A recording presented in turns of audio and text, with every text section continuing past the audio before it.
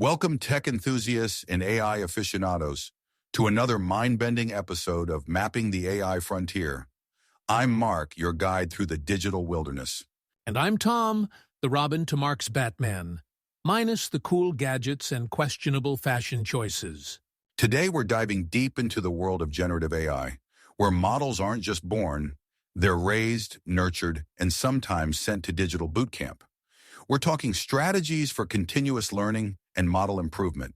It's like sending your AI to Hogwarts, but instead of learning magic, they're mastering the art of not being obsolete by lunchtime. Tom, imagine if we treated our AI models like we treat our houseplants. Water them once a week, hope they don't die, and occasionally talk to them when we're feeling lonely. Well, Mark, that might work for your sad little succulent, but in the world of Gen AI, it's more like tending to a hyperactive chia pet on steroids. These models need constant attention, nurturing, and the occasional stern talking to. Exactly, and that's where Wardley Mapping comes in handy. It's like having a high-tech garden planner for your AI ecosystem. Let's break it down for our listeners, shall we?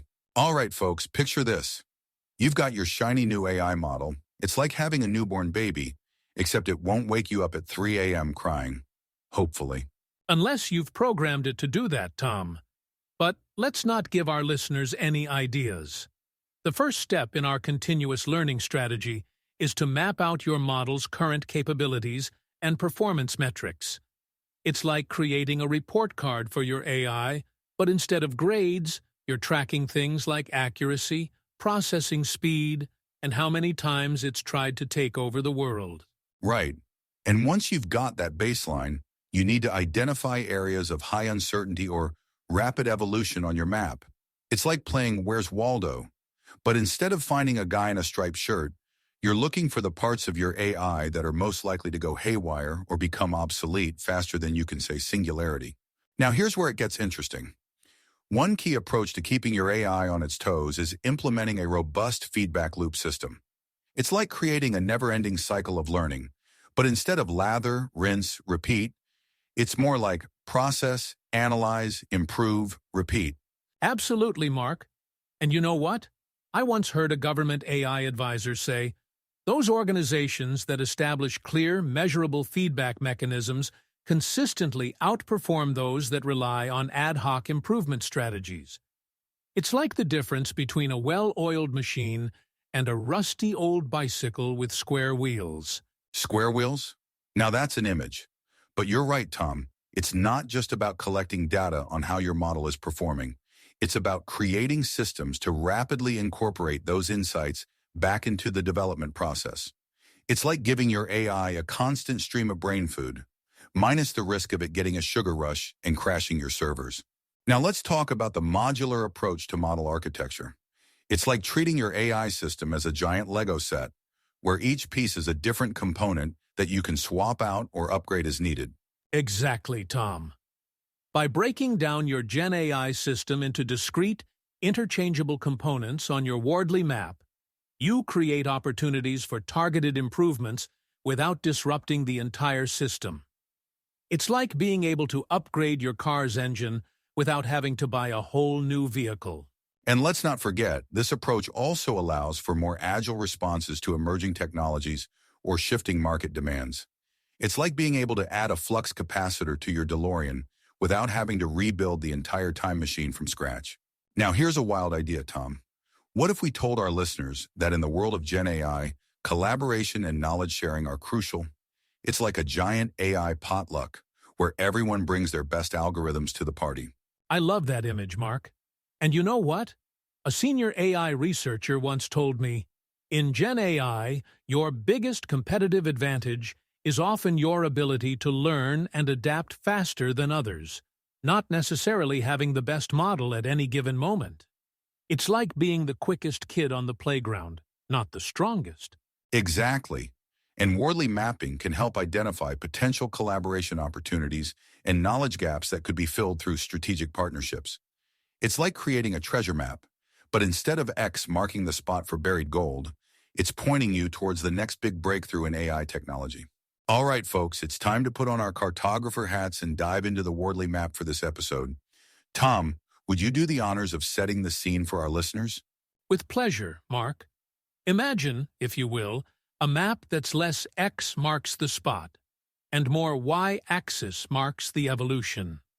Our Wardley map for continuous learning and model improvement is like a high-tech game of snakes and ladders, where the goal is to climb the evolution ladder without sliding down the obsolescence snake. Brilliant analogy, Tom. Now let's break down what we're seeing. At the top of our map, we've got our end-user needs, things like improved model performance and ethical AI. These are like the North Star guiding our AI journey. Absolutely. And just below that, we see a cluster of components that are key to meeting those needs. We've got continuous learning strategies, ethical guidelines, and feedback loop systems.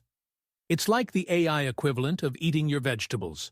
Not always fun, but essential for growth. And let's not forget the exciting stuff in the Genesis and custom-built stages.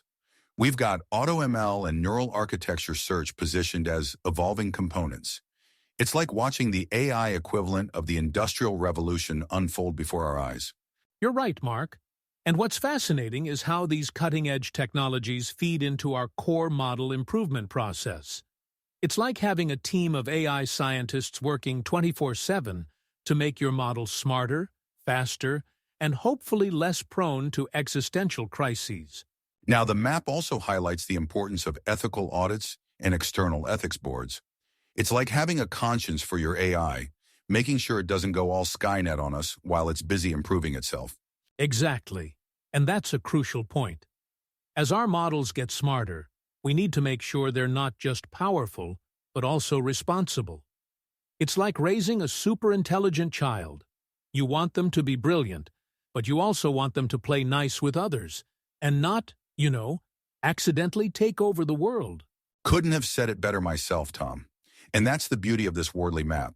It shows us how all these components, from the cutting-edge tech to the ethical considerations, come together to create a robust framework for continuous learning and model improvement. It's not just about making our AIs smarter. It's about making them better in every sense of the word. Well, folks, we've journeyed through the ever-evolving landscape of Gen AI, from mapping our model's capabilities to implementing feedback loops that would make even the most dedicated Instagram influencer jealous.